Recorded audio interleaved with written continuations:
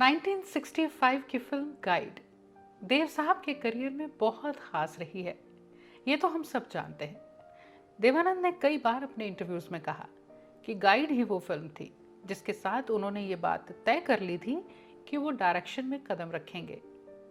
Film sets पर उनकी energy और फिल्म में इन्वॉल्वमेंट कितनी थी, ये किस्से आपने कई सुने होंगे।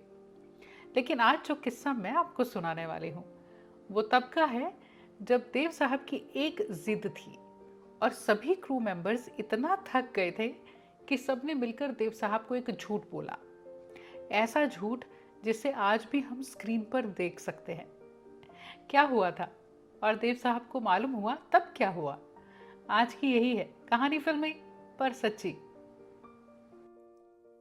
फिल्म गाइड की शूटिंग चल रही थी। विजय आनंद डायरेक्ट कर रहे थे इस फिल्म को, ये तो हम जानते ही हैं, और फिल्म को खुद देव साहब प्रोड्यूस कर रहे थे।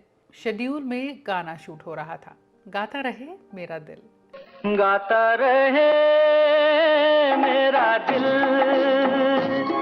अब ये तो होता ही है कि एक ही गीत कई लोकेशंस पर पिक्चराइज होता है। इसका मुखड़ा जो है वो शूट हो गया था।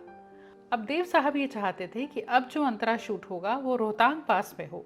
वो पर्टिकुलर जगह बहुत ऊंचाई पर थी। सारे यूनिट के साथ वहां जाना बहुत मुश्किल था।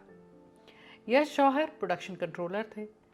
अब देवानंद को कोई मना करे तो कैसे, लेकिन सबकी हालत वो थी कि आगे चलना मुश्किल हो रहा था। अभी जहां पहुंचे थे वहां से वो लोकेशन 12 किलोमीटर दूर थी जहां देव साहब शूट करना चाहते थे।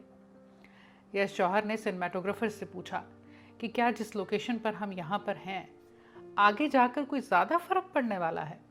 वो बोले नहीं नहीं, यहाँ भी लोकेशन बहुत खूबसूरत है, कोई ख़ास फर्क नहीं होगा। यश जौहर को एक तरकीब सूझी।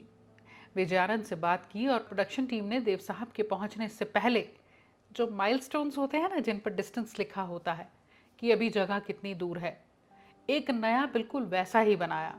उस पर लिखा रोहतांग पास 0 किलोमीटर, यानी यही है रोहतांग पास, और वहीं सेट लगा दिया। देव साहब पहुंचे, कहा देखा कितना सुंदर है, मैंने पहले ही कहा था, तुम यूं ही मेरे साथ आर्ग्यू कर रहे थे। गाने की शूटिंग हो गई, सब ठीक ठाक हुआ। वो अंतरा था, ओ मेरे हमराही मेरी बाह थामे चलना।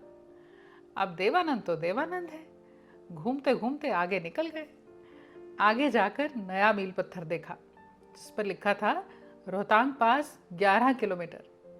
अब देव साहब को गुस्सा आया, लेकिन अब कुछ हो ही नहीं सकता था। आसान नहीं था उन्हें मनाना, लेकिन अब सब हो चुका था। आज भी वो गीत उसी तरह हम देखते हैं। और देखिए ना, वहीदा जी के करियर में भी ये फिल्म बहुत खास रही है। वैसे इस फिल्म की पूरी एल्बम ही बहुत खूबसूरती से एस टी बर्मन साहब ने कंपोज की है। आपको इस एल्बम का कौन सा गीत है जो बहुत पसंद है, उसे कमेंट्स में लिखिएगा।